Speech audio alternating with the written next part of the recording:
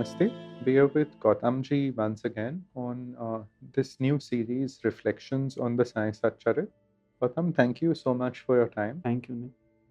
Gautam, I wanted to discuss with you the Pothi reading sadhana, which, if one reads the Sai Satcharit, and you will see there are many instances where Baba would give devotees books to read, religious scriptures, and repeated readings, not reading just for information and reading more. And there were many instances where he would send one devotee to another who is reading, and they would get answers to questions that they would come to him with. Right. He would also hold up devotees if they interrupted their sadhana and even came to him to the Dwarkamai Right. at that time. So he laid tremendous emphasis on discipline, on a fixed routine, and in many aspects you will see this. Plus, in Vinima's commentaries, she's even made a list. If people hear the commentaries by her on the Sai Satcharit, she has given a list in chapter 19's commentary on which devotees did which reading regularly. Now, I does her Pothi reading sadhana, for example, from 9:30 to 12:30 for years religiously. Like, come what may, she will never have a disturb. She will not break that routine. Right. And many people asked, what Pothi does she read? Is she reading the Sai Satcharit? And even at that time, I did not know. Then I started investigating more and I saw that Baba would ask devotees to read certain books. So, like for example, one of the books or the scriptures that is very dear to devotees and Baba was like the Vishnu Sahasranam. So, regular repeated readings of these as a sadhana if devotees can take on, and the Sai Satcharit. So, if they go through that audio, they will find the list. And that I wanted to speak to you about. Sure. You see, this works at various levels. One is, let's keep aside the fact it is a religious text or a spiritual text. One is, when there's this discipline which is sought, right, means it is to be made a priority over the mundane. What tends to happen is we give the mundane a priority and relegate this as secondary. Now, the mundane, the material is fleeting, it's transient, it's made of thin air. What is important today is no longer important tomorrow. So, are we going to focus our lives on just this mundane stuff or on the truth? So, when they insist on a practice of a particular time allotted for this activity, what is happening is one is prioritizing this over the mundane. It is very important to understand this because we all tend to do it. Oh no, I have to meet a friend. Oh no, I have to take a phone call. And this is shoved into the background. The first is to bring this into the foreground. Out of 24 hours of your day, at least 1 hour or 2 hours or half an hour or 10 minutes, but at least that time give to this most important practice. That is the first thing. The other is, it is a vibration. It may appear as words, but these books, they are sacred because they are vibrations. You see, as we now know Sanskrit as a language, for example, the chants and the mantras actually create new grooves in the brain. It has been found out through research. So the Pothi is a vibration. One is being immersed and soaked in that vibration during that time. It is not just reading, understanding. That becomes the content of one's consciousness. One's vibration takes on that. So this is again of extreme significance, you see. And what happens is with this kind of commitment, one will find that the rest of the day is permeated with this vibration. That is its importance. It is not to be seen as, oh, this is a routine prescribed. I must take care of this routine and do it as a routine. What is the point? Do understand that reading is keeping holy company. It is not just the practice of reading. We are in the company of truth when we are reading, especially when we don't have a master sitting in front of us. The book becomes the master. The Guru Granth Sahib in Amritsar, in the Golden Temple, the book of knowledge is venerated and revered as the master. So when we read, are we thinking this is a mere book? Oh God, I have to keep repeating this. It's a burden on me. Or are we with reverence, feeling and knowing and understanding that the master is present as the book, the vibrations are being absorbed, and the consciousness is being impacted by this process. It is a very significant process. Otherwise, tell me, Nick, why would Baba even emphasize it? The sheer fact that, as you said, he told different people to read different books, why would he do that? You see? So, people need to understand that on the periphery, it looks like, oh, you have to read a book, you have to have a practice, it has to be regular.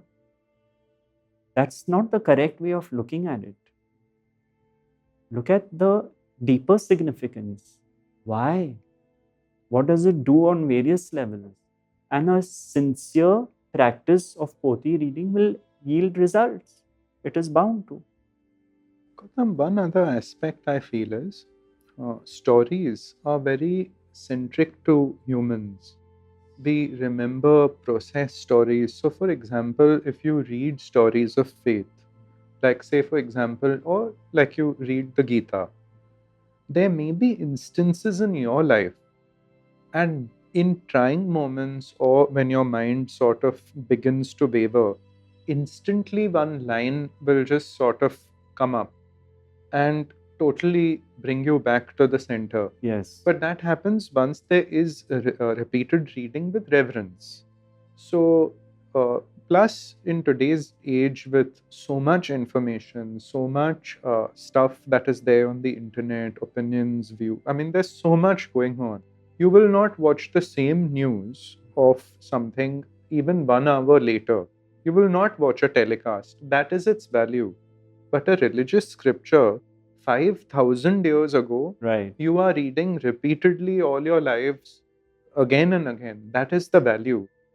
So that is so transient. What, if you just see, even not only just watching things on TV, even things you purchase, how long do these things give you That's what joy we or you started by value? saying, the Exactly. focus is on the material and Yes. transient. And we keep this practice aside. Now look at the Hanuman Chalisa. I can keep reciting it, right? You know what actually is happening? Hanuman is Pavan Putra. It deals with the breath.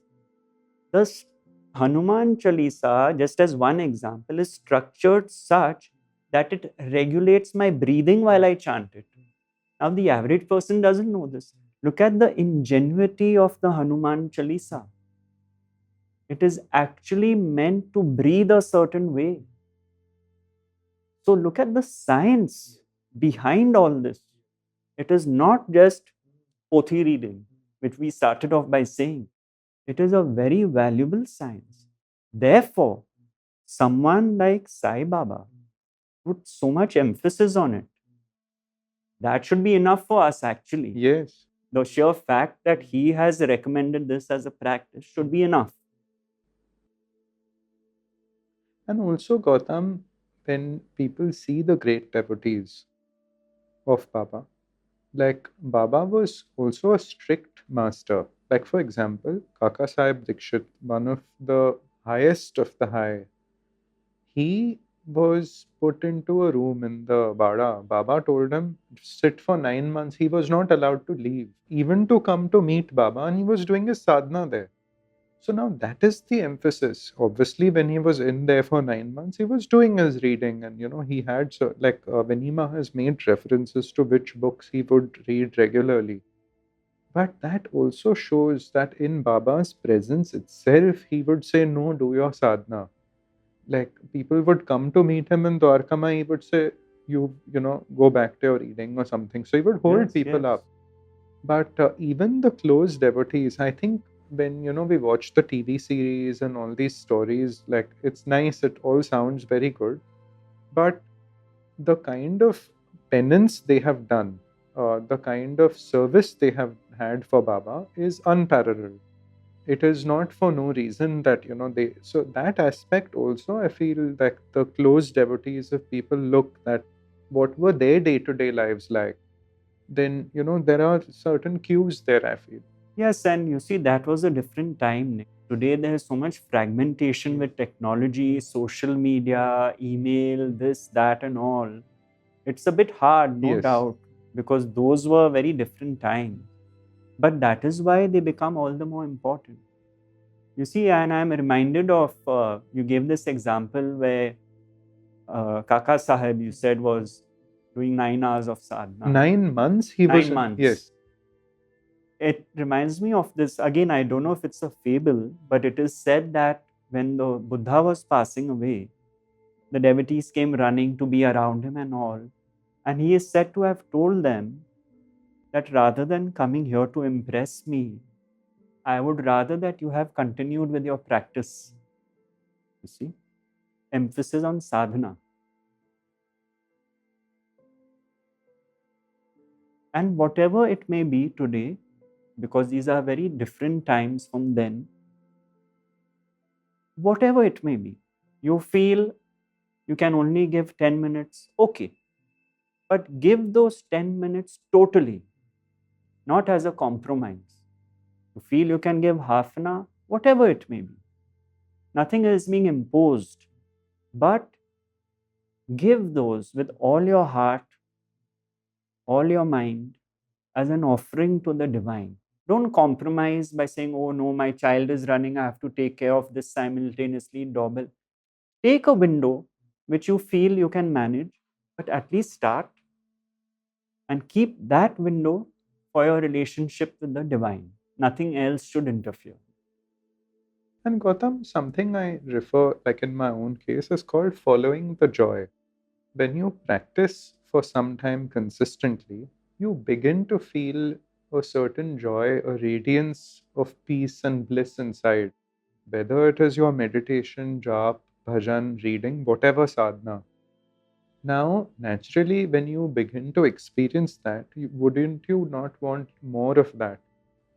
Not only that, what happens is even in the situations you find yourself in, which you have to face, that joy of being, I would call it, which does not depend on circumstances or things happening, just that simple, the peace of being, that stays with you despite what you start facing in the day. That is what happens. You rest in it more and more.